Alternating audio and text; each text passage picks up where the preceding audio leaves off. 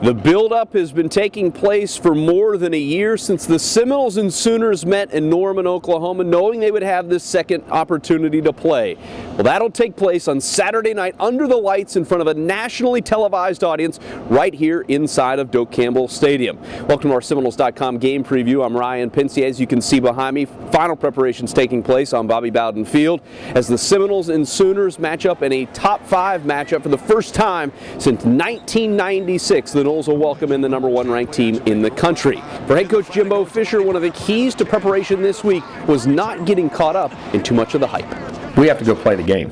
We can't concern ourselves with hype. We have to concern ourselves with the now, preparing, playing. The atmosphere will be great. That's why you come here. That's one of the big things you like about playing at Florida State, is being able to play in games like this and be able to adjust and adapt to these situations and atmospheres, environments, and things you want to do. Right now, man, my heart has been beating every time I woke up this morning for class. And right now, just being calm and just relaxing. Just understand, what the coaches want us to do and how you want us to do it. So that's what I'm really working on right now. We definitely want to go out there and win. I think, and not to look in the past, but I mean, obviously they blew us out bad last year, and you never want to be disrespected or anything like that. Not that they did disrespect us, they played great. They had a good game, and last year was their year. So we definitely want to go out there and play well this year. A lot has been made of the family affair between head coach Bob Stoops of the Oklahoma Sooners and defensive coordinator Mark Stoops of the Florida State Seminoles. Well, quite frankly, the Seminoles defense was embarrassed last year in Norman, Oklahoma, and they are doing everything possible to avoid a similar performance. We weren't prepared for that test, and that was our fault as a defense. And we can make a million excuses why, but the bottom line is we didn't play very good. So I think we did learn from it, and we got better, and we grew as the season went on. That was the good part of it. Hurry up. That's what we learned a lot this year. A lot of times we got caught last year was because we were out of position. A lot of guys were moving. And if people don't really understand, that was only our second game, you know what I mean? We had a brand new defense, brand new defensive coordinator. I mean, we're not a brand new football team anymore. Last year being the second game we played, I mean, it was still a very interesting thing going on the road, big game on the road, and we know our players better. I think they know us better. They know our scheme better. We know what they can do in our scheme better. So hopefully we'll be able to coach them better, and we'll be able to, hopefully we've gotten better as a football team throughout that time, which I think we did as the year went on last year. I prefer to play and win.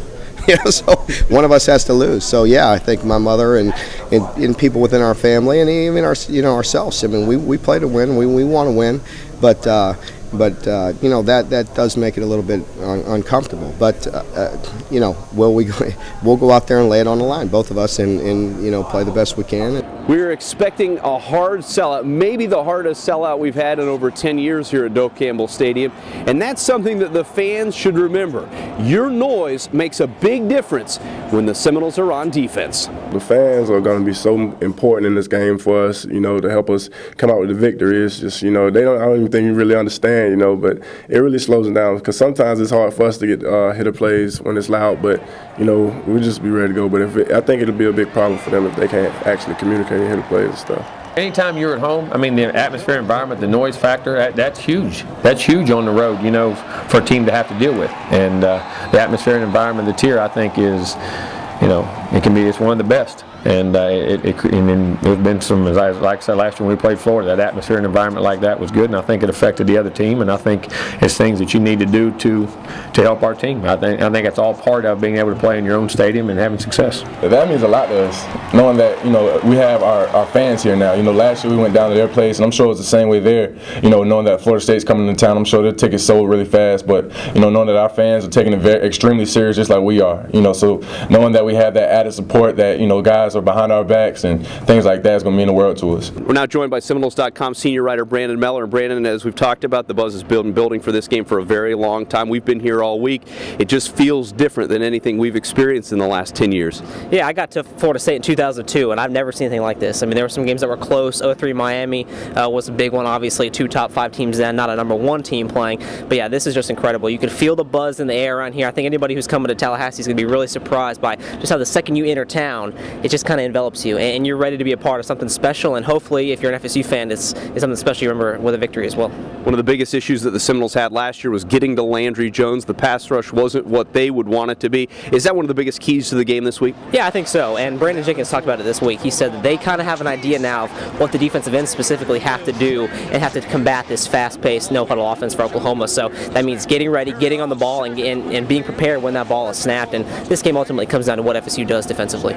Let's give you a little bit of a rundown on what's taking place here in Tallahassee this weekend. It all gets started Friday night with the Friday night block party at Clayman Plaza. Corey Smith and Tyler Reeve will be performing a live concert on Clayman Plaza, so make sure you're down there. Parking lots open tomorrow morning at 7 a.m. for College game day, so make sure you get down here early. There'll be plenty of parking that isn't in the booster parking lots if you don't have a booster pass, so make sure you check out Seminoles.com. We have a frequently asked questions page. We'll have all of the information for that. Game day starts at 9 o'clock Eastern on ESPNU and then moves over to ESPN at 10 o'clock until noon. We want to make sure we have a huge crowd out on Langford Green to show the nation what the Seminoles can do here in Tallahassee. It's been a long time since ESPN Game Day has been here, back 2003 when the Noles hosted Miami. Then when the game gets kicked off at 8 o'clock, you'll be able to follow along on our live game chat on Seminoles.com, Game Tracker Live Stats. You'll also be able to interact on Facebook and Twitter. Following the game, you'll be able to read the post-game analysis from Brandon Meller. You'll be able to see all of the sights and sounds from the Seminole locker room, as well as our live post-game press conference with head coach Jimbo Fisher, and Scott Kodak will have his video recap from the field. It is a great week to be a Florida State Seminole. #1 Sooners, #5 Noles. There's nowhere you want to be but here in Tallahassee. For Seminoles.com, I'm Ryan Pensy.